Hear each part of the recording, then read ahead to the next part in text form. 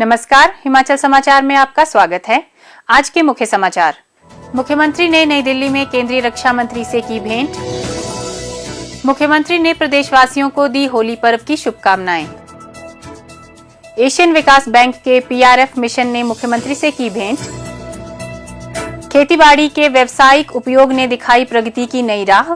खाद्य फसलों व सब्जियों के उत्पादन से आर्थिक तौर पर स्वावलंबी बने घाट जरोट गांव के विवेक। और अब समाचार विस्तार से। मुख्यमंत्री ठाकुर सुखविंदर सिंह सुक्खू ने आज नई दिल्ली में केंद्रीय रक्षा मंत्री श्री राजनाथ सिंह से भेंट की। मुख्यमंत्री ने केंद्रीय मंत्री से प्रदेश के सीमावर्ती क्षेत्रों में सड़क नेटवर्क को मजबूत करने का आग्रह किया। उन्होंने सीमा सड़क संगठन द्वारा बनाई जा रही सड़कों के कार्य में तेजी लाने का आग्रह भी किया। उन्होंने कहा कि सीमावर्ती क्षेत्रों में अधोसंरचना का सुदृढ़ीकरण देश के लिए बहुत महत्वपूर्ण है और प्रदेश की कठिन भौगोलिक परिस्थितियों के दृष्टिगत यह राज्य के लिए भी मददगार साबित होगा, क्योंकि सड़कें ही यहां संपर्क का मुख्य साधन हैं। उन्होंने कहा कि इससे प्रदेश में पर्यटन को भी बढ़ावा मिलेगा। इस अवसर पर मुख्यमंत्री ने प्रदेश से जुड़े विभिन्न मुद्दों पर चर्चा की और सहयोग का आग्रह भी किया। केंद्रीय रक्षा मंत्री ने प्रदेश को हर संभव सहायता प्रदान करने का आश्वासन दिया। मुख्यमंत्री ठाकुर सुखविंदर सिंह सुक्खू ने होली पर्व के पावन अवसर पर प्रदेशवासियों को शुभकामनाएं दी हैं। उन्होंने कहा कि होली का त्योहार आपसी प्रेम एवं सौहार्द का प्रतीक है और होली के रंग हमारी बहुविध सांस्कृतिक विरासत को सहेजते हुए विविधता में एकता का संदेश देते हैं। मुख्यमंत्री ने आशा व्यक्त की कि यह त्योहार प्रदेश और यहाँ के लोगों के जीवन में सुख समृद्धि और खुशियां लेकर आएगा। एशियन विकास बैंक के प्रोजेक्ट रेडीनेस फाइनेंसिंग मिशन के दल ने शिमला में एचपी शिवा परियोजना के लिए टीम लीडर सुश्री सुनई किम की अध्यक्षता में मुख्यमंत्री ठाकुर सुखविंदर सिंह सुक्खू से भेंट की और उन्हें मिशन के उद्देश्यों तथा फील्ड भ्रमण के दौरान प्राप्त अनुभवों से अवगत करवाया। इस अवसर पर मुख्यमंत्री ने कहा कि 1292 करोड़ रुपए की एचपी शिवा मुख्य परियोजना के प्रथम चरण के लिए 257 क्लस्टरों का चयन किया गया है। इसके तहत 4000 हेक्टेयर क्षेत्रफल में बागीचे स्थापित कर लगभग 15,000 किसान व बागवानों को लाभान्वित करने का लक्ष्य निर्धारित किया गया है। उन्होंने कहा कि यह परियोजना 5 वर्षों में क्रियान्वित की जाएगी तथा इसके तहत 2 चरणों में लगभग 400 क्लस्टरों में कुल 6000 हेक्टेयर भूमि पर उपोष्ण कटिबंधीय फसलों के बागीचे स्थापित किए जाएंगे। ठाकुर सुखविंदर सिंह सुक्खू ने कम ऊंचाई वाले निचले क्षेत्रों में उगाए जा सकने वाले अन्य विभिन्न फल पौधों को भी परियोजना के अंतर्गत रोपित करने पर बल दिया, ताकि क्षेत्र में फल विविधता को भी बढ़ाया जा सके। पूर्वजों से विरासत में मिली खेतीबाड़ी अपनाने के लिए अब हिमाचल के युवा आगे आने लगे हैं। सरकार के प्रोत्साहन एवं कृषि में आधुनिक तकनीक के प्रयोग से वे इस व्यवसाय को नया स्वरूप प्रदान कर मिसाल कायम कर रहे हैं।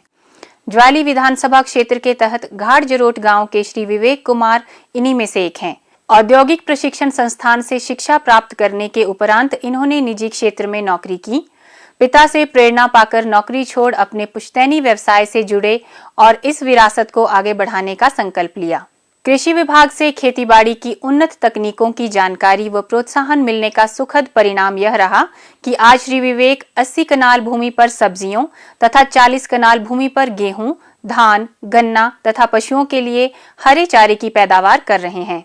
विभाग द्वारा खेतों में ड्रिप सिंचाई की सुविधा उपलब्ध करवाने से मौसम पर उनकी निर्भरता समाप्त हुई है। एक नौकरी की इच्छा ना करती हुई हमने जमीन में ही अपना रोजगार जो है वो अपना तो चला है, लेकिन कम से कम 8-10 बंदों का औरों का रोजगार साथ में चला है। गोभी, पालक, सौंफ, धनिया, मूली, शलगम, सब्जियों की जितनी है वो हमारी टोटल सब्जियों का काम है।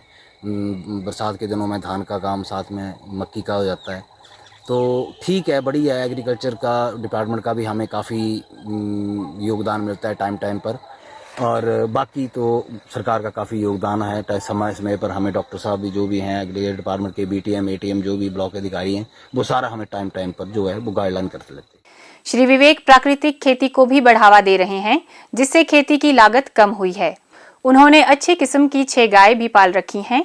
इससे प्रतिदिन लगभग 45 लीटर दूध प्राप्त कर रहे हैं। हमने पशुपालन भी रखा है, गायें रखी हैं, दूध का साथ में अपना सर्कल चला है, परिवार का रोजगार चला है। उनका कहना है कि दूध की बिक्री के साथ मांग अनुसार पनीर व दही भी बेचते हैं और सालाना 4 से 5 लाख रुपए तक आमदनी हो जाती है। गोबर से तैयार देसी खाद का अपने खेतों में प्रयोग कर रहे हैं। उनका कहना है कि हमारे पुरखों ने जमीनें संभाल कर रखी, जिससे नौकरी की चाह छोड़कर वे स्वावलंबी बन पाए हैं। कृषि विभाग द्वारा किसानों को समय समय पर मिट्टी की जांच के अलावा बीज व कृषि उपकरण अनुदानित दरों पर उपलब्ध करवाए जाते हैं। किसानों की समस्याओं का खेतों में हल करने एवं लोगों को कृषि व्यवसाय से जोड़ने के लिए विभाग द्वारा चलो गांव की ओर मुहिम शुरू की गई है। प्रदेश सरकार कृषि तथा पशुपालन व्यवसाय को लाभकारी बनाने के लिए किसानों को संसाधन और व्यवस्थाएं उपलब्ध करवाने के लिए विशेष कार्य योजना भी तैयार कर रही है, ताकि लोगों को कृषि से जोड़कर ग्रामीण आर्थिकी को सुदृढ़ बनाया जा सके। और अब प्रदेश के मौसम पर एक नजर।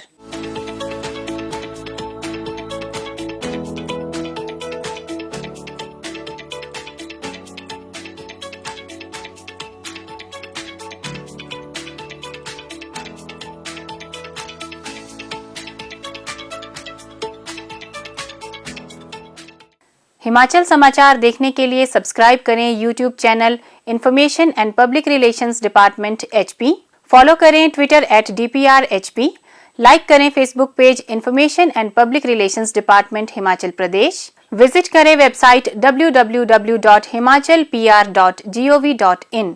इस अंक में इतना ही, कल फिर होगी मुलाकात। दीजिए इजाजत, नमस्कार।